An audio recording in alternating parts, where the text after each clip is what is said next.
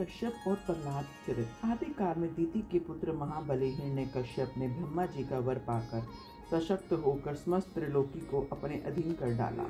वह इंद्र पद का भोग करने लगा। वह स्वयं ही सूर्य, वायु, अग्नि, वरुण तथा चंद्रमा बना हुआ था।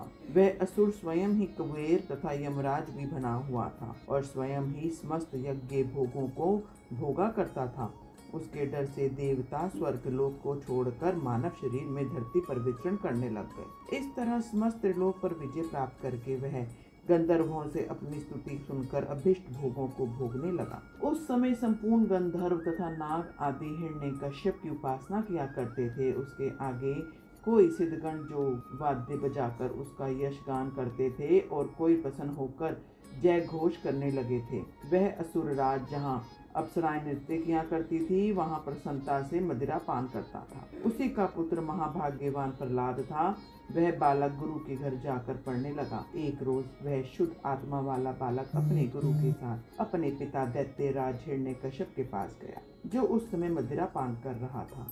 प्रहलाद पिता के चरण स्पर्श करने लगा। पिता ने उसे उठाकर उससे कहा, वर, अब तक तुमने जो कुछ पढ़ा है उसका सारांश हमारे आगे कहो। प्रहलाद ने कहा, पिताजी, मेरे हृदय में जो स्थित है मैं वह आपकी आज्ञा अनुसार बतलाता हूँ। सावधानी से सुनिए। जो आदि, मध्य तथा अंत से रहित, अजन्मा, अच्युत, वृद्धि और शब्द शून्य है तथा जो संपूर्ण कारणों के कारण और संसार की स्थिति और अंत करता है, उन्हें विष्णु भगवान को मैं नमस्कार करता हूँ। यह सुनकर दैत्यराज क्रोध से आग बबूला हो गया और प्रहलाद के गुरु की और कंपित होठों से बोला, रे अधम ब्राह्मण, तूने मेरी अवज्ञा करके मेरे ही बच्चे को विपक्षी की स्तुति की शिक्षा दे दी।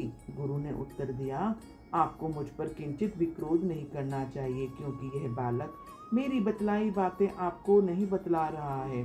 दैत्यराज प्रहलाद से बोले, बेटे बतलाओ, यह शिक्षा तुमने किससे पाई है, जबकि तुम्हारे गुरु जी के कहने के अनुसार उन्होंने ये शिक्षा तुमको नहीं दी है। प्रहलाद ने उत्तर दिया, पिताजी, मन में बसने वाले विष्णु भगवान ही तो समस्त विश्व के उपदेशक हैं। उन प्रभु को छोड़कर अन्य कौन किसी को कुछ सिखा सकता है। हिरण्यकश्यप बोले, रे मूर्ख, कौन है यह विष्णु जिसका तू व्यर्थ बखान करता है, मुझ जगदीश्वर के सामने कर रहा है।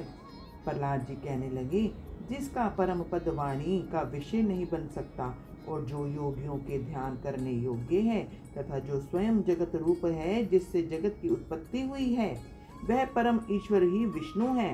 हिरण्यकश्यप कहने लगा, मूर्ख, मेरे जीवित रहते दूसरा कौन परम ईश्वर हो सकता है, तो भी तू मृत्यु के मुख में जाने की इच्छा से बार बार उल्टा सीधा बकता है। प्रहलाद कहने लगे, हे तात, आप व्यर्थ क्रोध न करके प्रसन्न होइए, क्योंकि यह ब्रह्मभूत विष्णु तो केवल मेरा ही नहीं वरन समस्त प्रजा तथा आपके भी करता है। हिरण्यकश्यप बोले, कोई पापी इस मूर्ख बालक के मन में आसीन हो गया मालूम पड़ता है, जिसके प्रभाव से यह अशुभ वचन बोले जा रहा है। प्रहलाद जी कहने लगे, पिताश्री, वे विष्णु भगवान केवल मेरे हृदय में ही वरन समस्त लोगों में बसे हैं। वे स्वर्गगामी तो मुझे, आप सबको तथा संपूर्ण जीवों को अपने अपने प्रयत्नों में रत करते रहते हैं। हिरण्यकश्यप बोले, निकालो इस पापी को और गुरु के यहाँ ले जाओ, इस पर भली प्रकार शासन करो। इस मूर्ख ने ना जाने कहाँ से मेरे विपक्षी की प्रशंसा सीखी है। उसके ऐसा कहने पर दैत्यगण उस बालक प्रहलाद को पुनः गुरु जी के यहाँ ले आए तथा वे वहाँ विद्या का अध्ययन करने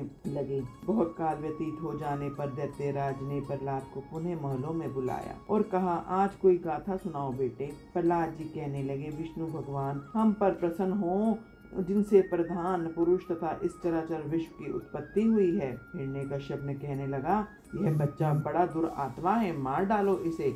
इसके जीवित रहने से हित नहीं है, क्योंकि अपने पक्ष की हानि करने वाला होने से यह तो अपने कुल के हेतु अंगार समान बन गया है। उसकी इस प्रकार की आज्ञा होने पर सैकड़ों हजारों दैत्य विशाल अस्त्र शस्त्र ग्रहण करके उसका वध करने के लिए उद्यत हो गए। प्रहलाद उन दैत्यों से कहने लगे, रे दैत्यों, विष्णु भगवान तो मुझ में और शस्त्रों में यह सब जगह बसते हैं। इस सत्य के प्रभाव से इन अस्त्र शस्त्रों का मुझ पर भी प्रभाव किंचित भी नहीं हो।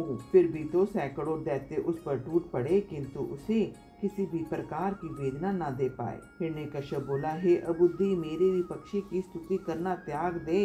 जा, मैं तुझको प्राण दान देता हूँ, अब ज्यादा नादान न बन। प्रहलाद जी कहने लगे, तात, जिनके केवल स्मरण द्वारा जन्म, जरा एवं मृत्यु आदि संपूर्ण भय दूर हो जाते हैं, उन समस्त भय के रहने वाले भगवान के हृदय में स्थित हुए मुझको भय कैसे रह सकता है। हिरण्यकश्यप बोला, रे सर्पों, इस अज्ञानी तथा दूर आचरण करने वाले बालक को अपने विष अग्नि संतप्त मुखों द्वारा डसकर जल्द ही मार दो।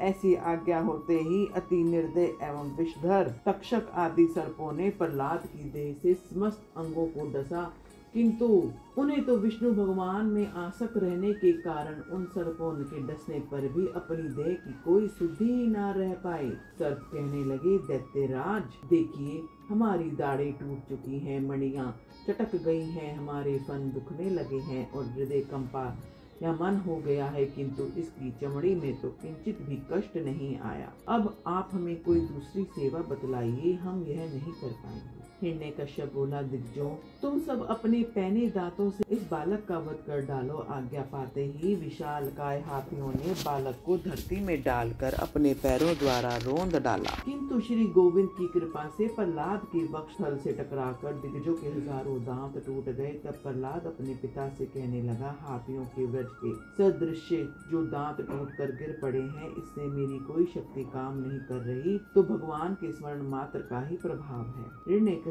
के दिग्गजों को विदा कर दिया और दैत्यों से बोले, दैत्य, तुम अग्नि प्रज्वलित करो तथा वायु, तुम अग्नि को लपटदार बनाओ, जिससे वह इस पापी को भस्म कर डाले। अपनी से आज्ञा पाते ही दैत्यों ने काट के एक बड़े ढेर में प्रहलाद को बिठा दिया और आग लगा दी। प्रहलाद बोले, तात, पवन से प्रेरित हुई यह अग्नि मुझे नहीं जला रही, मुझे तो समस्त दिशाएं ऐसी ठंडी लग रही हैं मानो मेरे चहों और कमल बिछ गए हों। इसके बाद शुक्र के बड़े पुत्र वागामी महात्मा समान नीति द्वारा दैत्यराज की प्रशंसा करते हुए कहने लगे, अपने बालक के प्रति अपने क्रोध को दूर कीजिए। आपको तो देवताओं के ऊपर भी क्रोध आना चाहिए, क्योंकि वे प्रहलाद को विचलित करने वाले हैं। हे राजन, इस बालक को हम पढ़ाएंगे, आपके बच्चे को हम इस प्रकार की शिक्षा प्रदान करेंगे, जिसके फलस्वरूप ये विपक्षी के नाश की ओर प्रोत्साहित होकर आपकी ओर विनीत बन जाएगा। यदि हमारे वचन सुनकर भी विष्णु की स्तुति करेगा, तो यह इसका संहार करने का उपाय करेंगे। पुरोहित द्वारा इस प्रकार विनय किए जाने पर दैत्यराज ने अपने दैत्यों से भक्त प्रहलाद को अग्नि से बाहर निकलवाया। फिर प्रहलाद जी गुरु के यहाँ वास करते हुए उनके अध्ययन करा चुकने पर दूसरे दानवों को अनेक बार उपदेश दे उठे। श्री विष्णु प्रियाय नमः।